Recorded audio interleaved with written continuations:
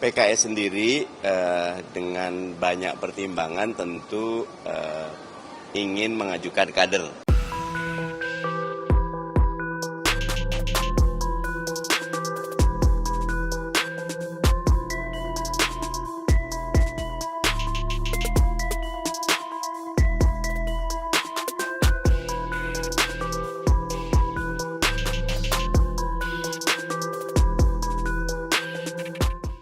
Pertama tentu haknya Mas Anies, karena memang baru satu periode, jadi kalau beliau mau maju, monggo.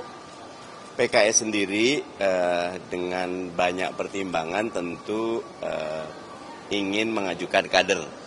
Tetapi politik itu dinamis dan sampai saat ini sih kami masih mencermati.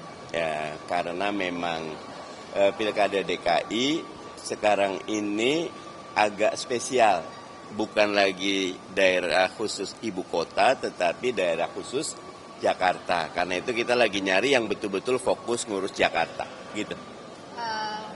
Ustadz, soal pilkada di DKI udah memunculkan beberapa nama ya, termasuk Pak Sohibul gitu. Nah, itu perkembangan terbarunya seperti apa? DKI, Jawa Barat, Jawa Tengah, Jawa Timur itu spesial ya karena memang basisnya banyak, termasuk Banten masih digodok, mudah-mudahan dalam waktu dekat akan segera ada pengumuman.